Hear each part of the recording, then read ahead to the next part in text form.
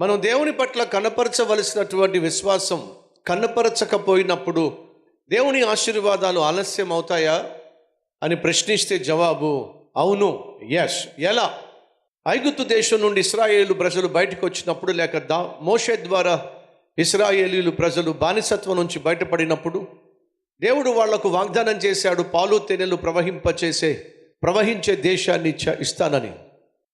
మరి పాలు తేనెలు ప్రవహించే దేశానికి ఇశ్రాయేలీలు చేరుకోవడానికి పట్టే కాలం ఎంతో తెలుసా? సుమారు 11 రోజులు. అనగా వాస్తవంగా ఐగుప్తు దేశం నుండి బానిసత్వం నుండి బయటపడినటువంటి ఇశ్రాయేలీలు దేవుడు వారికి వాగ్దానం చేసినటువంటి అద్భుతమైన వాగ్దాన భూమికి వెళ్ళి సంపూర్ణంగా సమస్తాన్ని స్వాధీనపరుచుకొని స్వతంత్రించుకొని సంతోషంగా జీవించడానికి 11 రోజులు పడుతుంది.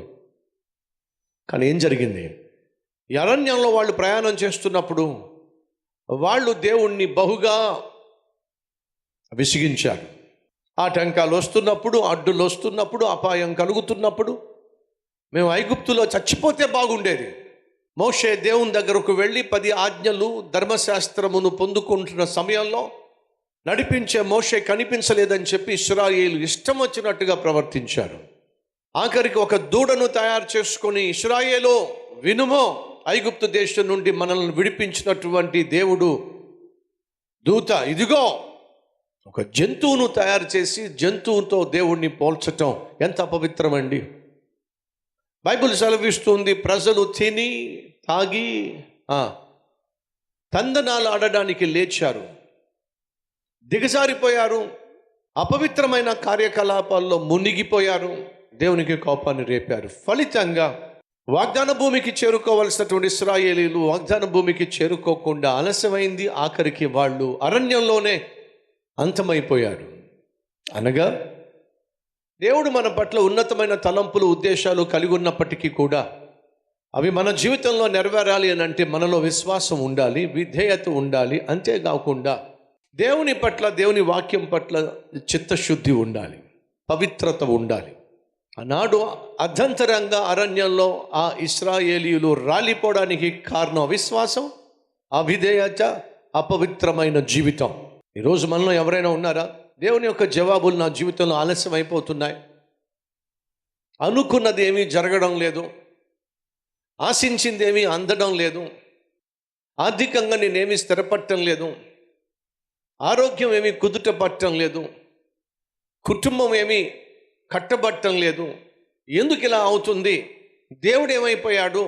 నా ప్రార్థనలు ఏమైపోయినాయి?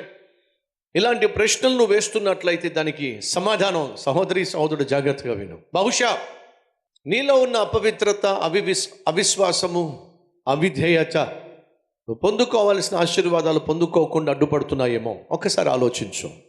2, లూకాసు వార్త 1వ అధ్యాయంలో ఒక కుటుంబం గురించి మనం చూస్తాం. కుటుంబం పేరు ఎలిజబెత్, జకరియా.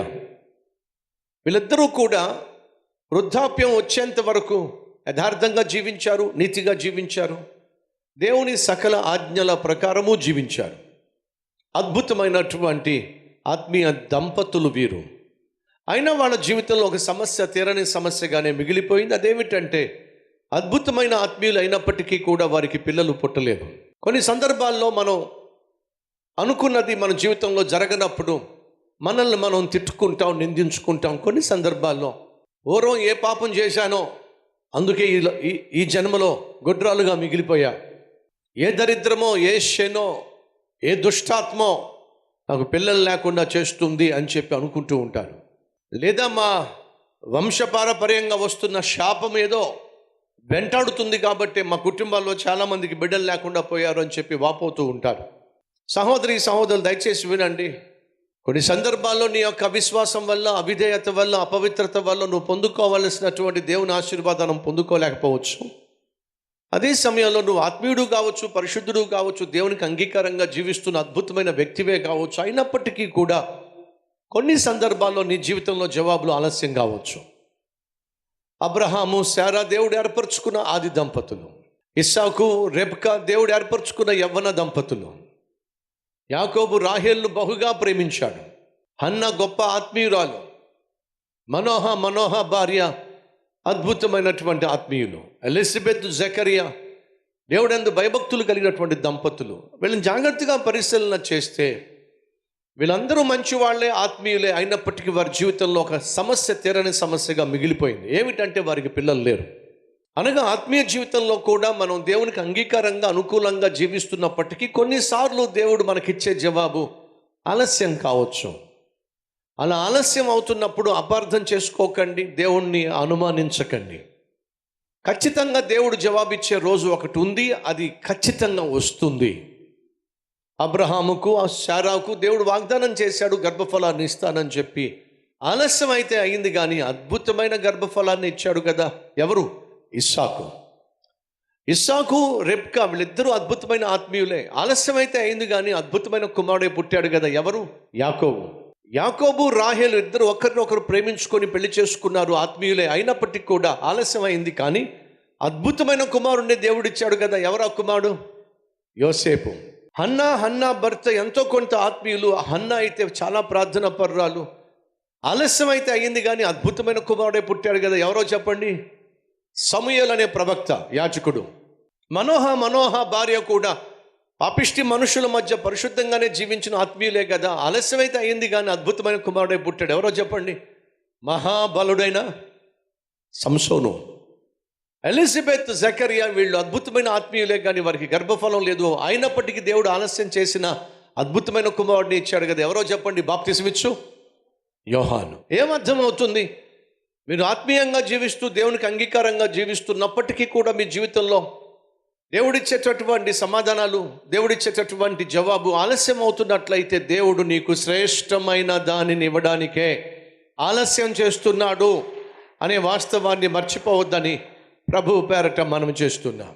ఆయన నిన్ను ప్రాణంగా ప్రేమించాడు కాబట్టి నీకోసం ప్రాణం ఇచ్చాడు. ప్రాణాన్నే ఇచ్చిన దేవుడు నిన్ను ఎలా నిర్లక్ష్యం చేయగలడు?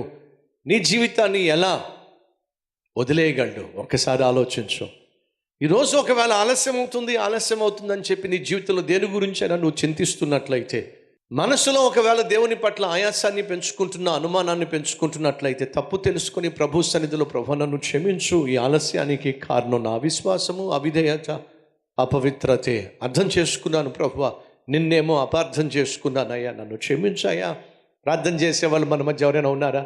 రండి ప్రార్థన చేద్దాం. ప్రభు సన్నిధిలో మన జీవితంలో పొందుకోవాల్సిన ఆశీర్వాదాలు పొందుకోవడానికి హృదయపూర్వకంగా ప్రభు సన్నిధిలో ప్రార్థన చేద్దాం. ప్రతి ఒక్కరు ప్రార్థనలు ఏకీవించండి.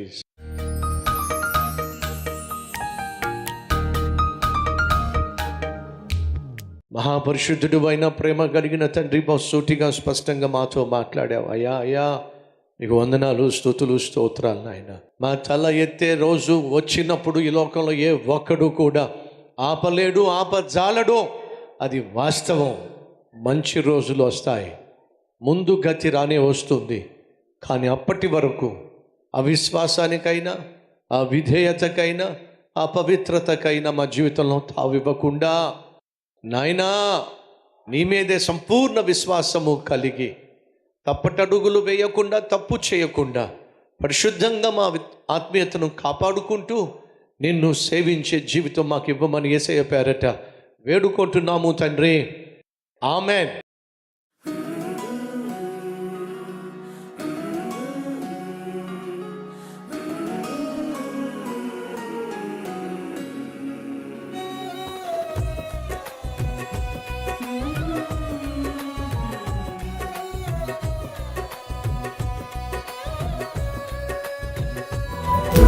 సందేశం మీకు ఆశీర్వాదకరంగా ఉంటే లైక్ చేయండి, అలాగే సబ్స్క్రైబ్ చేయండి.